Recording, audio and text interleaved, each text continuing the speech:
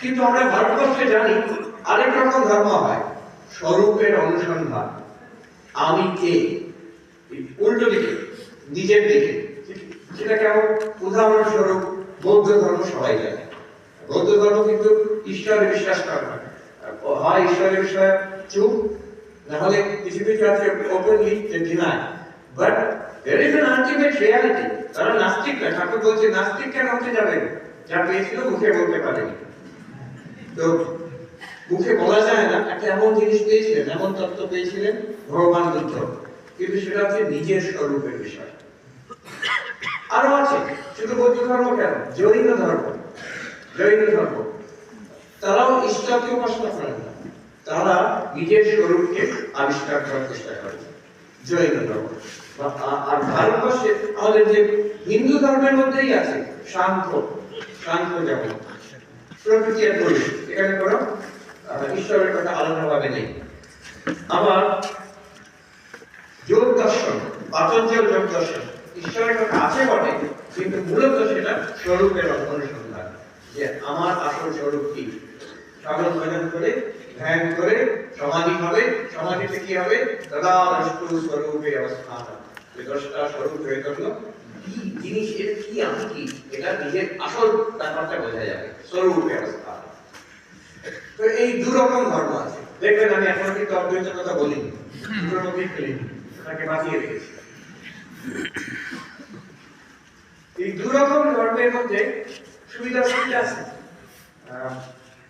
যেটা ঈশ্বর কেন্দ্রিক ধর্ম, তার অসুবিধাটা এইটা যে সেটা প্রথম দিকে অন্তত বিশ্বাসের উপর নির্ভর করে। আমেরিকাতে ধর্ম কিন্তু বিশ্বাস। আমি যদি বিশ্বাস না করি তাহলে আমার ধর্ম আরম্ভই হবে না, আমার ধর্ম জীবন আরম্ভ হবে না। প্রথম থেকে যদি বলি ভগবান আছে কিনা জানি না, ভগবানে আমার বিশ্বাস নেই, কে বলেছে ভগবান আছে, তাহলে সেই রকম ধর্ম আরম্ভ হবে না। উল্টো দিকে যেটা স্বরূপের অনুসন্ধান, সেখানে কিন্তু এই সমস্যা নেই। আমি আছি কিনা এটা কারোর সন্দেহ নেই। সন্দেহ করে দেখুন, আমি আছি কিনা প্রশ্ন তুলি, অটোমেটিক্যালি প্রুফ আমি আছে। প্রশ্নটা কে তুলছে? যে প্রশ্ন তুলছে সেটা আছে। শঙ্করাচার্য লিখছেন আজ থেকে প্রায় 1200-1300 বছর আগে,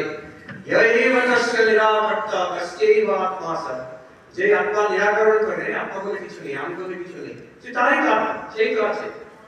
বিখ্যাত পাশ্চাত্য দার্শনিক ম্যাথমেটিশিয়ান ডেকার্ট, তিনি, আমরা সবাই স্কুলে পড়েছি, একটা X axis, Y axis, Cartesian plane, সেই ডেকার্ট। তিনি দার্শনিক ছিলেন, ম্যাথমেটিশিয়ান ছিলেন, দার্শনিক ছিলেন। তো তিনি কোন জিনিসটাকে সন্দেহ করা যায় না এটা আবিষ্কার করার চেষ্টা করেছেন। He was trying to find out the firm foundation for knowledge. জগতে যা জানা যাচ্ছে সব কিছু সন্দেহ করা যায়, কোন জিনিস আছে যেটাকে সন্দেহ করা যায় না, সেটাকে বলা যায় নলেজ। জ্ঞানের একটা আনশেকেবল ফাউন্ডেশন পাওয়া যাবে। আমি আমার জ্ঞান সবটাকে সন্দেহ করি, তাহলে আমি জানবো কি করে সত্যি সত্যি জানি না, এগুলো ভ্রম। তাকে এমন জিনিস জানতে হবে যেটা কেউ সন্দেহ করতে পারবে না। এই যে আমরা এইসব দেখছি, এটা সন্দেহ করা যায়, এটা স্বপ্ন হতে পারে, একটা ভ্রম হতে পারে। এটা একটা যেমন ম্যাট্রিক্স সিনেমাতে মানুষ দেখেছে একটা জগৎ সৃষ্টি হয়ে যাচ্ছে, হতে পারে কম্পিউটার সিমুলেশন। একজন দার্শনিক সায়েন্টিস্ট নিক বস্ট্রম একটি পেপার লিখেছে রিসেন্টলি, তো মজার জিনিস, আজকাল সিমুলেশন হয়, কম্পিউটারের দ্বারা একটা জগৎ সৃষ্টি হয়, কাল্পনিক জগৎ, ভার্চুয়াল রিয়ালিটি, কিন্তু হয় এরকম সায়েন্সের কাজেও লাগে, সেগুলো অনেক রকম এক্সপেরিমেন্ট গবেষণা হয়, এবং আমার বাচ্চারা সেটা নিয়ে ভিডিও গেম খেলে। সেই একটা জগৎ কম্পিউটার দিয়ে সৃষ্টি করা হচ্ছে একটা জগৎ, সিমুলেশন বলে। এখন প্রশ্ন হচ্ছে যে এই যে জগতে আমরা আছি এখন, এটা সিমুলেশন না রিয়েল জগৎ? এই জগৎটাই রিয়েল কিনা?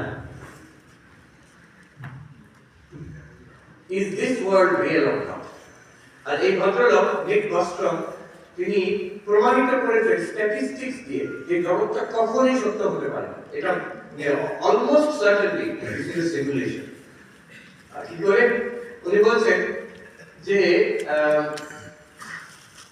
একটা সত্যিকারের জগৎ এখানে কত কম্পিউটার চলছে, অনেকগুলো সিমুলেটেড জগৎ তৈরি হচ্ছে কম্পিউটারের মধ্যে।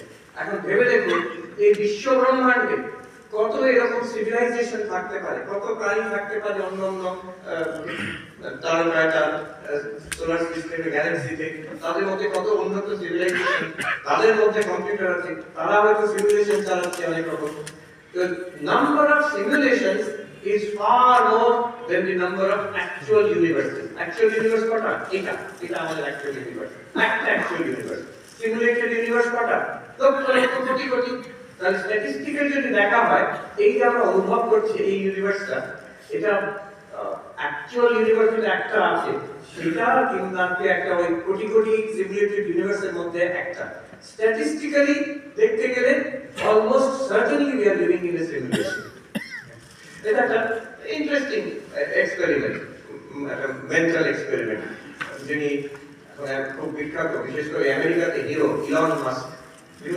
আমি কিন্তু বিশ্বাস করি এই জগৎ সত্য নয়, যে আমরা একটা সিমুলেশনের মধ্যে আছি।